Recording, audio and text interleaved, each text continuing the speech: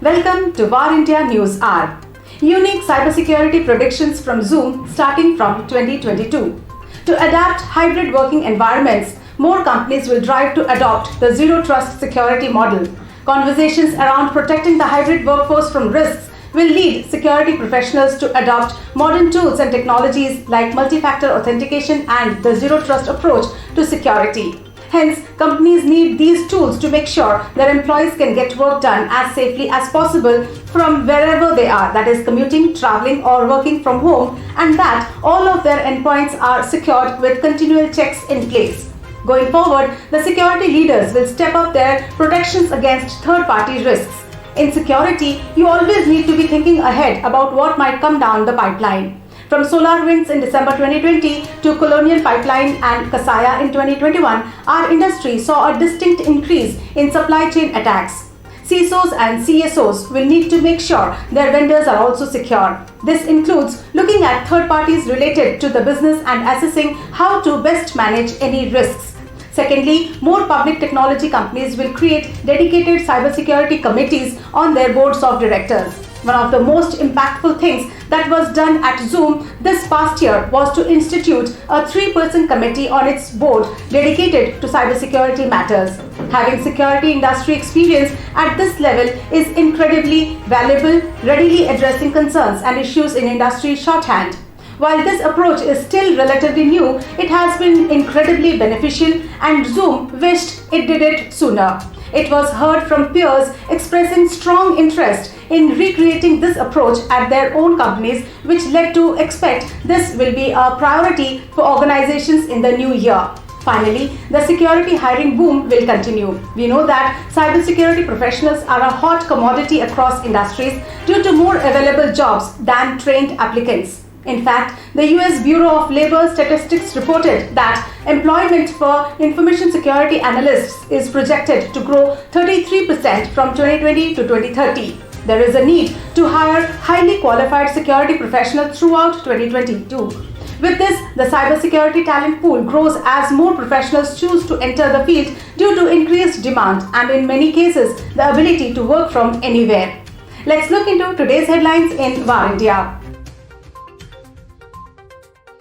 Tamil Nadu government releases data center policy. The Tamil Nadu government released the data center policy to develop the state as the numero uno destination for data centers. The policy aims to promote Tamil Nadu as an ideal investment destination, and the government would adhere to providing power, land and connectivity infrastructure for data centers, fiscal and non-fiscal incentives to data center developers to boost investment. According to the policy, the domestic data center market is expected to touch $1.5 billion by 2022 with a 11.4% growth. Thought Machine joins Unicorn Club, raises $200 million. Cloud-native core banking provider Thought Machine has hit unicorn status by raising $200 million in its Series C funding round, joined by the investment arms of some of its top bank clients. Thought Machine is now valued at over $1 billion. The latest funding will be used for developing and expanding Vault and the Universal Product Engine, which allows for flexibility in product development and configuration. The company also wants to expand its international reach, strengthening its 5 global offices and targeting new key markets. Upgrad to buy Global Study Partners for $16 million. Upgrad is set to buy a 100% stake in Australia's largest study abroad company Global Study Partners for $16 million, marking its first overseas acquisition. Upgrad said the acquisition will enhance its foray in the study abroad segment, which the company claims to be one of the fastest growing segments worldwide.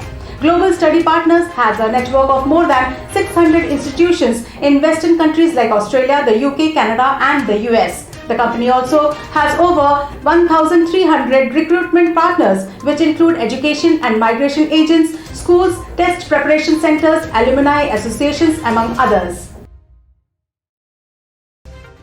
Government has not provided additional favors to RuPay, says AP Hota. Speaking on reports of Visa Inc.'s concerns about the Indian government promoting RuPay, former NPCI CEO AP Hota said that RuPay has not received any favors from the government beyond inclusion in the Pradhan Mantri Jan Dhan Yojana. Hota argued that beyond its inclusion in Pradhan Mantri Jan Dhan Yojana, RuPay provides certain benefits to banks, free accident insurance up to Rs 1 lakh, which set it apart from other card networks. He said international card players have been complaining ever since RuPay was made part of Pradhan Mantri Jan Dhan Yojana. Had these international card players come out with credible and relevant products on financial inclusion, I am sure they too would have been included. Government launches a unique face recognition technology for pensioners.